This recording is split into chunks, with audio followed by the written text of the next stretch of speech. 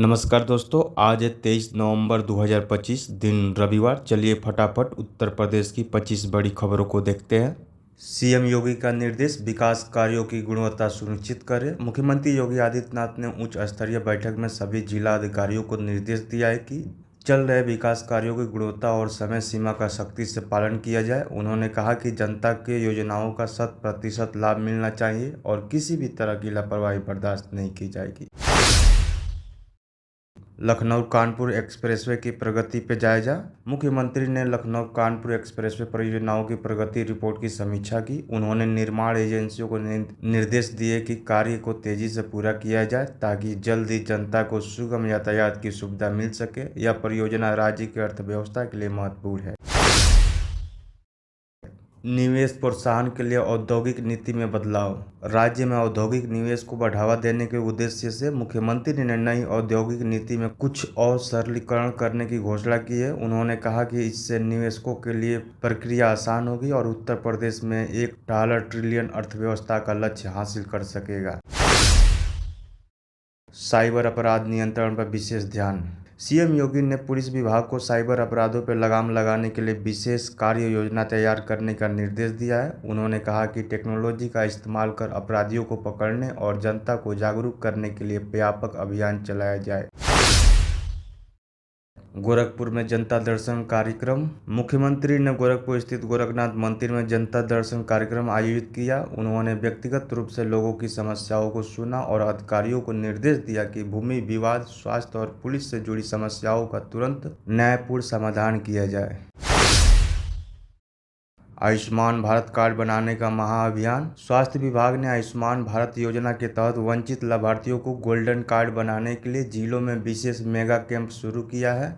लाभार्थियों को अपना आधार कार्ड और राशन कार्ड जैसे दस्तावेज लेकर अपने आने को कहा गया है ताकि 5 लाख रुपए तक का मुफ्त इलाज सुनिश्चित हो सके।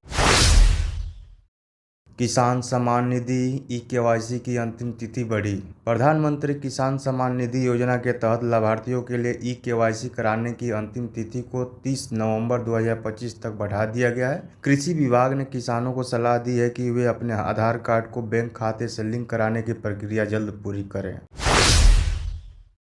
मुख्यमंत्री कन्या सुमंगला योजना ऑनलाइन आवेदन। मुख्यमंत्री कन्या सुमंगला योजना के तहत लाभार्थी बालिकाओं को आर्थिक सहायता प्राप्त करने के लिए अब आय प्रमाण पत्र और निवास प्रमाण पत्र जैसे दस्तावेजों के साथ ऑनलाइन आवेदन की प्रक्रिया को और सरल बनाया गया है। श्रमिक पंजीकरण के लिए विशेष शिविर। श्रम विभाग ने असंगठित क्षेत्र के श्रमिकों को पंजीकरण के लिए शहरों और ग्रामीण क्षेत्रों में विशेष शिविर लगाए हैं। पंजीकरण श्रमिकों को सरकारी योजनाओं जैसे आवास और बीमा का लाभ देने के लिए अपना पहचान पत्र और बैंक विवरण जमा करना होगा। भूलेख डिजिटीकरण में तेजी लाने का निर्देश। राज्य सरकार ने भूलेखों जमीन के रिकॉर्ड के 100% डिजिटलीकरण की प्रक्रिया को तेज करने का निर्देश दिया है। इससे किसानों को अपनी खसरा खतौनी जैसे जरूरी दस्तावेज ऑनलाइन आसानी से उपलब्ध हो सकेंगे और विवाद कम होंगे। वृद्धावस्था पेंशन सत्यापन शुरू। समाज कल्याण विभाग ने वृद्धावस्था पेंशन योजना के लाभार्थियों का भौतिक सत्यापन अभियान शुरू किया है। सभी पेंशन भोगियों को सलाह दी गई है कि वे अपने जीवन प्रमाण पत्र और आधार कार्ड को अपडेट रखें ताकि पेंशन सुचारू रूप से मिलती रहे। सरकारी नौकरी दस्तावेज सत्यापन में सख्ती। नई सरकार भर्तियों के लिए दस्तावेज सत्यापन यानी डॉक्यूमेंट वेरिफिकेशन प्रक्रिया में और अधिक सख्ती बरती जा रही है। उम्मीदवारों को अपने शैक्षणिक प्रमाण पत्र, जाति प्रमाण पत्र और निवास प्रमाण पत्र की मूल प्रतियां प्रस्तुत करना अनिवार्य है। ओडीओपी योजना ऋण वितरण में तेजी। एक जिला एक उत्पाद योजना के तहत छोटे कारीगरों को बैंक ऋण वितरण की प्रक्रिया में तेजी लाई गई है। ऋण के लिए आवेदन करने हेतु लाभार्थियों को अपने आधार कार्ड, बैंक पासबुक और योजनाओं प्रमाण पत्र जमा करने होंगे। स्कूलों में शिक्षकों की भर्ती प्रक्रिया शुरू। बेसिक शिक्षा विभाग ने प्राथमिक और उच्च प्राथमिक विद्यालयों में शिक्षकों के खाली पदों को भरने के लिए भर्ती प्रक्रिया शुरू करने की घोषणा की है। भर्ती कैलेंडर जल्द ही जारी किया जाएगा जिससे योग्य उम्मीदवारों को रोजगार के अवसर मिलेंगे। वायु प्रदूषण नियंत्रण के लिए सख्त उपाय। राजधानी लखनऊ और एनसीआर क्षेत्र में बढ़ते वायु प्रदूषण को देखते हुए सरकार ने निर्माण कार्य और ईंट भट्टों पर नियंत्रण के लिए सख्त दिशा निर्देश जारी किया है। उल्लंघन करने वालों पर भारी जुर्माना लगाने का प्रावधान किया गया है। कानून व्यवस्था पुलिस गश्त बढ़ाने का निर्देश। डीजीपी मुख्यालय ने राज्य में अपराध नियंत्रण और त्योहारों की सुरक्षा के मद्देनजर सभी जिलों में पुलिस गश्त बढ़ाने और असामाजिक तत्वों पर कड़ा निगरानी रखने का निर्देश दिया है। महिला सुरक्षा पर विशेष बल दिया गया है। पर्यटन को बढ़ावा देने के लिए नई योजना।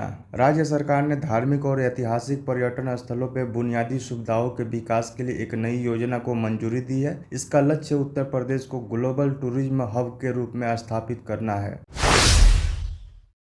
स्मार्ट सिटी मिशन के तहत परियोजनाएं पूरी। केंद्र सरकार के स्मार्ट सिटी मिशन के तहत राज्य के कई प्रमुख शहरों में परियोजनाओं का एक चरण पूरा कर लिया गया है। इन परियोजनाओं में इंटेलिजेंट ट्रैफिक सिस्टम और शहरी नवीकरण शामिल है। बिजली विभाग का वसूली अभियान। बिजली विभाग ने उपभोक्ताओं से बकाया बिल की वसूली के लिए एक विशेष अभियान शुरू किया है। उपभोक्ताओं को सलाह दी गई है कि वे किसी भी असुविधा से बचने के लिए अपने बिल का भुगतान समय पर सुनिश्चित करें। सड़क सुरक्षा सप्ताह का आयोजन। परिवहन विभाग ने राज्य में सड़क सुरक्षा सप्ताह का आयोजन शुरू किया है। इस दौरान लोगों को यातायात नियमों के प्रति जागरूक किया जाएगा और हेलमेट व सीट बेल्ट के उपयोग पर जोर दिया जाएगा। नगरीय निकायों में सफाई पर ध्यान। स्वच्छता सर्वेक्षण 2026 की तैयारियों के मद्देनजर शहरी विकास विभाग ने सभी नगर निगमों और पालिकाओं को सफाई व्यवस्था में सुधार लाने और कचरा प्रबंधन पर विशेष ध्यान देने का निर्देश दिया है। पशुधन बीमा योजना का विस्तार। किसानों और पशुपालकों को वित्तीय सुरक्षा प्रदान करने के लिए राज्य सरकार ने पशुधन बीमा योजना का विस्तार किया है। इस योजना के तहत पशुओं के बीमा के लिए पहचान दस्तावेज अनिवार्य किए गए हैं। महिला स्वयं सहायता समूहों को आर्थिक मदद। ग्रामीण विकास विभाग ने महिला स्वयं सहायता समूहों को उनके उत्पादों की ब्रांडिंग और मार्केटिंग के लिए अतिरिक्त आर्थिक सहायता देने की घोषणा की है। यह पहल महिलाओं को आत्मनिर्भर बनाने पर केंद्रित है। तकनीकी शिक्षा में सुधार पर जोर। तकनीकी शिक्षा मंत्री ने इंजीनियरिंग और पॉलिटेक्निक संस्थानों में पाठ्यक्रम को उद्योग की मांग के अनुरूप बनाने पर जोर दिया है। उन्होंने कहा कि छात्रों को रोजगार परक कौशल प्रदान करना सर्वोच्च प्राथमिकता है। बुंदेलखंड के लिए जल संरक्षण योजना। बुंदेलखंड क्षेत्र में जल संकट से निपटने के लिए एक बड़ी जल संरक्षण और सिंचाई परियोजनाओं को मंजूरी दी गई है। इस परियोजनाओं में चेक डैम निर्माण और तालाबों के जीर्णोद्धार पर ध्यान केंद्रित किया गया है। आप सभी को धन्यवाद।